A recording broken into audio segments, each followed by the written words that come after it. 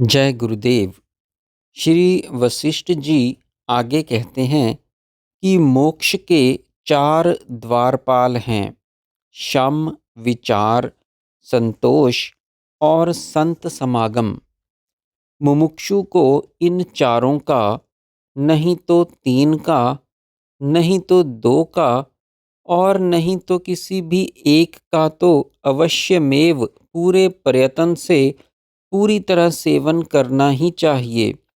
इनमें से किसी एक का भी पूर्णतया सेवन करने से शेष तीन भी अधीन हो जाते हैं और मोक्ष का द्वार खोल देते हैं। अतः प्राणों की बाजी लगाकर भी यदि सभी का नहीं तो किसी एक का सेवन तो अवश्य करना ही चाहिए। पहला है शम। शम परम मंगल शांतिदायक है। शम ही परम पद है।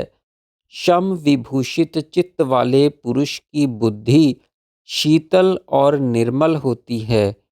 शम परायण पुरुष के शत्रु भी मित्र बन जाते हैं। उसके दर्शन से सभी को आह्लाद और उस पर अपनी माता के समान विश्वास होता है।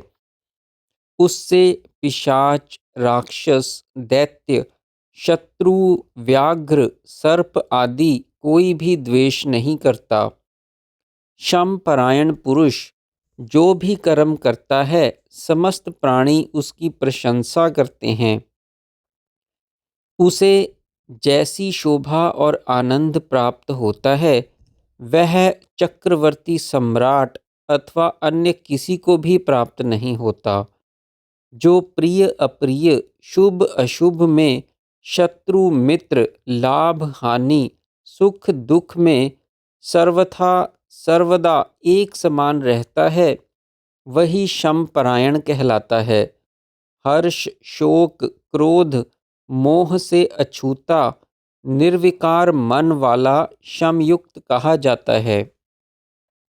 सभी प्राणियों पर अमृत के समान स्नेहपूर्ण दृष्टि और संसार के सभी व्यवहारों में निरासक्त भाव वाला शमयुक्त कहा जाता है। राग, द्वेष, मोह आदि सभी दोषों से सर्वथा निष्कलंक रहने वाला शमयुक्त होता है। शम समस्त शुभ गुणों और शोभाओं की चरम सीमा है।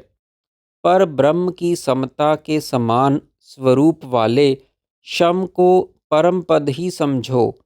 उस उत्कृष्ट साधन का आश्रय लेकर जिस क्रम से महात्माओं ने परम पद पाया है वैसे ही तुम भी करो। दूसरा, विचार। संसार रूपी महारोग के लिए विचार ही महाऔषध है। उचित अनुचित के विचार पूर्वक अशुभ के परित्याग और शुभ के ग्रहण में विचार ही दीपक है। अज्ञान, अंधकार, माया मोह रूपी गहन दुर्भेद्य तम के लिए विचार ही सूर्य रूप है। जितनी क्रूर, निषिद्ध, कुत्सित व्याधियां हैं वे सब कुविचार से ही होती हैं। संसार का वर्तमान मोहक रमणीय भ्रांत स्वरूप भी अविचार से ही सत्य चिरस्थायी लगता है। बुद्धिमान पुरुष विचार के दीप से इनका निवारण कर लेता है। जैसे रात्रि में पदार्थों का ज्ञान दीपक से होता है वैसे ही परमात्म रूप में स्थिति के लिए शास्त्रों, वेद वेदांतों के सिद्धांतों, संसार के स्वरूप का ज्ञान तथा निर्णय विचार से ही होता है। विचार रूपी ज्योतिपूर्ण नेत्र कहीं भी कैसा भी मोह अंधकार में नष्ट नहीं होता। मैं कौन हूँ, मेरा स्वरूप कैसा है, यह दृश्य जगत और अदृश्य माया, ईश्वर आदि क्या है, इनका स्वरूप क्या है, यही सोचना विचार कहलाता है जो इन सब के रहस्यों को खोलता हुआ सभी भ्रमों, शंकाओं, अज्ञानों का समाधान करता हुआ पर ब्रह्म परमात्मा में ही पहुंचकर विलीन होता है। इस विचार से ही तत्व ज्ञान होता है, जिससे मन की निश्चलता, सत्व मात्रता होती है और समस्त दुखों, भयों, भ्रमों, कल्पनाओं का विनाश हो जाता है। तीसरा, संतोष। संतोष ही परम सुख, परम श्रेय और परम संपत्ति है, जिसके मिलने पर इंद्र आदि देवों के, चक्रवर्तियों के राज्य और पद भी तृण के समान हेय हो जाते हैं। जब तक आत्मा आत्मा के द्वारा आत्मा में ही संतुष्ट नहीं हो जाता, तब तक उस मन रूपी खोडर से आपत्तियां आती ही रहती हैं।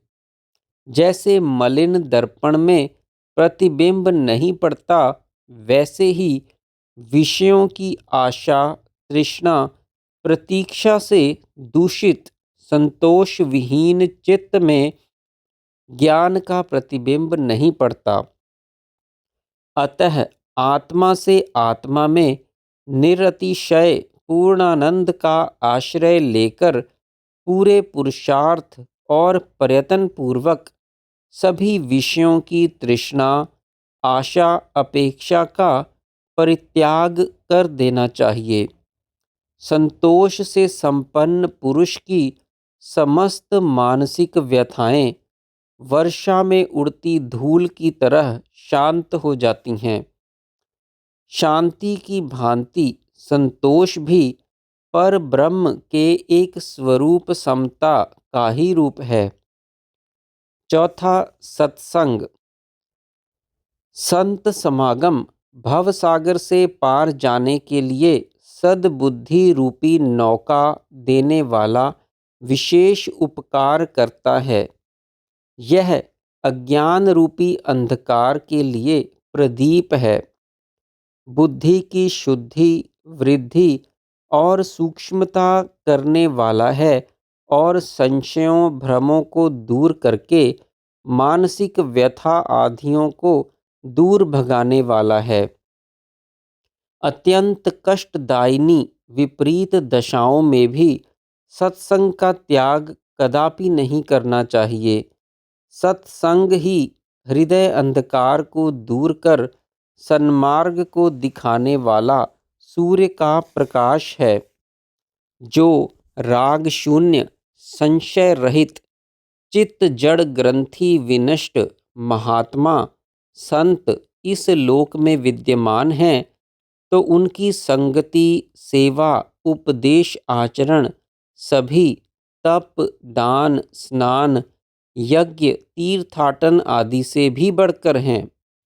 जहाँ का निवास अत्यंत कष्टकर, दुस्सह और भूखों मराने वाला हो, वहाँ भी यदि आत्मज्ञानी संत विराजमान हों, तो उस स्थान को कभी नहीं छोड़ना चाहिए। इसके विपरीत सर्व सुख साधन सुलभ, दुर्जनों से भरे, आत्मज्ञानी संत से रहित स्थान में निवास सर्पों की बांबी में निवास के समान त्याज्य है। जय गुरुदेव।